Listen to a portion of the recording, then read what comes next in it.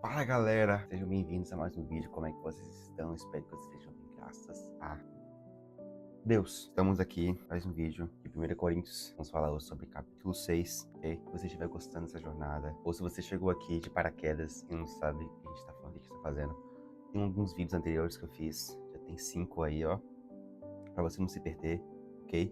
E entender o contexto, entender o que a gente já tá falando até aqui, tá bom? E sem mais delongas, a introdução para você que tá perdido e não sabe muito bem o que tá acontecendo. Essa carta de 1 Coríntios foi uma das cartas que Paulo, apóstolo de Cristo Jesus, escreveu para as igrejas que ele fundou naquela época. Essas cartas tinham definição de instruir e auxiliar em algumas questões daquela época, que a gente também tá utilizando para hoje em dia, ok? E uma pessoa me perguntou que tipo de Bíblia que eu uso para os meus vídeos. Bom, eu gosto muito da versão, não sei se vai dar pra ver aqui, é a NVT, tá? Ela é uma versão mais simples, não usa muito palavras rebuscadas e foi a primeira Bíblia que eu ganhei de minha mãe. Ela é uma Bíblia em português e inglês, essa Bíblia aqui, essa verdinha. E eu uso ela nos vídeos para ela ser um pouco mais simples e conseguir abranger mais pessoas que não entendem muito ou querem conhecer um pouco mais sobre a Bíblia. Eu também tenho essa outra aqui, da NAA, ganhei recentemente também, ela é bilíngue, azul. A NAA, ela é um pouco mais rebuscada, né? Ela tá ali entre o meio de ser um pouco mais parecida com o original, mas também um pouco mais atualizada, né? Conta NAA, esse último A de atualizada. Mas, enfim, eu não quero muito enrolar, vamos começar aqui, capítulo 6. Bom, Paulo, ele já inicia dizendo aqui: quando alguns de vocês têm um desentendimento com outro irmão, como se atreve a recorrer a um tribunal, pedir que injustos decidam a questão, em vez de levá-la ao povo santo? Esse capítulo 6 fala de ações judiciais contra os irmãos. Versículo 2, Paulo diz: vocês não sabem que um dia nós, os santos, julgaremos o mundo. E uma vez que vocês julgarão o mundo, acaso não são capazes de decidir entre vocês, nem mesmo essas pequenas coisas? Não sabe que julgaremos os anjos? Que dizer, então, dos desentendidos corriqueiros dessa vida? Se vocês têm conflitos legais, por que levá-los para fora da igreja a juízes que não fazem parte dela? Paulo está dizendo que é uma questão. Quando você e algum irmão seu da igreja tem algum desentendimento, por que vocês vão levar para um tribunal? Por que vocês não se resolvem ali mesmo? Por que você tem que levar fora da igreja? Você tem que falar para o mundo julgar a situação de vocês?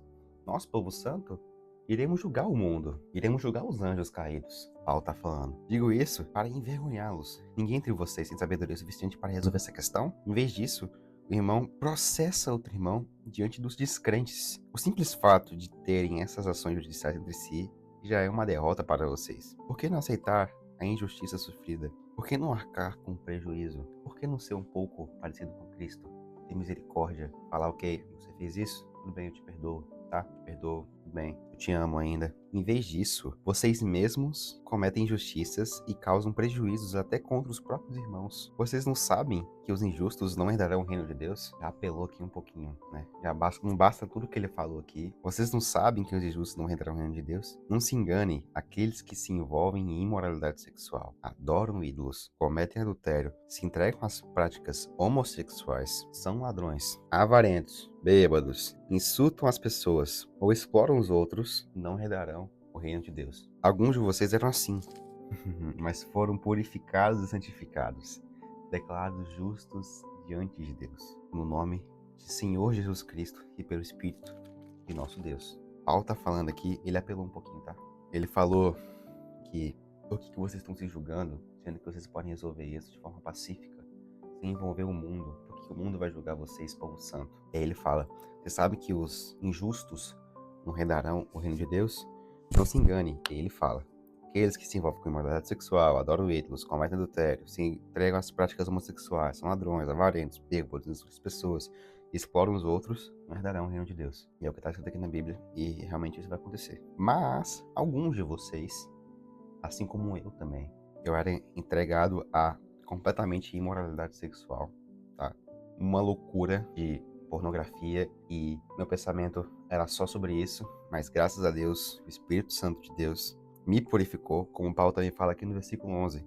Mas foram purificados e santificados, declarados justos diante de Deus, no nome de Senhor Jesus Cristo e pelo Espírito de nosso Deus.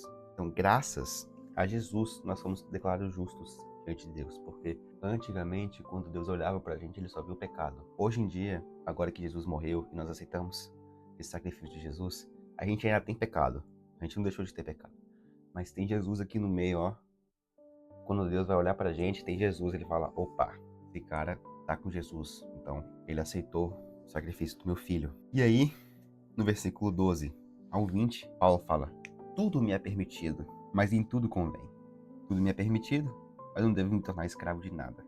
Os alimentos foram feitos para o estômago para os alimentos. É verdade, mas um dia Deus acabará com os dois. Vocês, contudo, não podem dizer que nosso corpo foi feito para a imoralidade sexual. Ele foi feito para o Senhor, e o relacionamento que o Senhor tem conosco inclui nosso corpo. Ele está fazendo aqui uma comparação. Tudo me é permitido, eu posso fazer tudo o que eu quiser na minha vida, mas nem tudo me convém, mas nem tudo eu devo fazer. Tudo me é permitido, mas não devo me tornar escravo de nada. Eu devo me tornar escravo do Senhor. Então, todos nós estamos sujeitos ao pecado. Nós já somos pecadores. Nós temos nossos problemas e naturalmente já tem dentro de nós, porque a gente acabou que o pecado entrou pela criação de Deus e estragou tudo. Mas tem uma solução para nós, Jesus Cristo. Se a gente se arrepender, que a gente fez, aceitar Ele como o Senhor e Salvador da nossa vida e aceitar o Evangelho, nos combater, a gente se transformar, morrendo e se tornando uma nova criatura para que o reino de Deus reine em nós, a gente possa transbordar o reino de Deus para as outras pessoas. Cara, não tem coisa melhor. Tô falando para vocês. Eu tava perdido nesse mundo, mas graças a Deus eu tô salvo.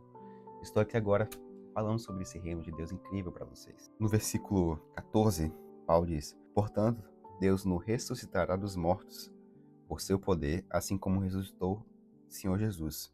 Vocês não sabem que seu corpo é, na realidade, membro de Cristo? Acaso um homem deve tomar seu corpo, que faz parte de Cristo, e uni-lo a uma prostituta? De maneira nenhuma. E vocês não sabem que se um homem se une a uma prostituta, ele se torna um corpo com ela? Pois as Escrituras dizem, os dois se tornam um só. Mas a pessoa que se une ao Senhor tem com ele uma união em espírito. Fujam da imoralidade sexual. Fujam. O capítulo anterior disse, fujam do pecado. Fujam. Nenhum outro pecado afeta como esse. Pois a imoralidade sexual é um pecado contra o próprio corpo, contra o próprio templo de Deus. Vocês não sabem que seu corpo é o templo do Espírito Santo, que habita em vocês e lhes foi dado por Deus? Vocês não pertencem a si mesmos, pois foram comprados por alto preço. Portanto, honre a Deus com o seu corpo. Honre a Deus com suas atitudes. Honre a Deus com seus pensamentos. Seja o que você for fazer. Seja o que você for fazer. Então, voltar aqui um pouquinho. Paulo fala sobre quando a gente se une a Cristo. Ele compara como se fosse um casamento. Quando a gente se une a nossa esposa, a gente se torna um só. Com Cristo, a mesma coisa, né? A volta dele é que o noivo, Cristo, vai buscar a sua noiva, a igreja. Tudo juntinho, tudo combinado. A gente que não tá percebendo, tá tudo maquinado já por Deus. Tá tudo certo. Aí ele só tá com uma grande misericórdia por nós, para que os escolhidos possam voltar o seu coração a ele, parar de ficar duro, né? Amolece esse coração, bota um pouquinho de óleo, amolece, dá umas batidas nessa carne, poder amolecer esse coração, tá? Bom, eu espero que vocês tenham gostado desse capítulo. Eu tô muito feliz de estar aqui falando sobre Jesus para vocês e espero que Deus tenha falado com vocês através desse vídeo. Nos vemos no próximo capítulo 7. Te vejo lá.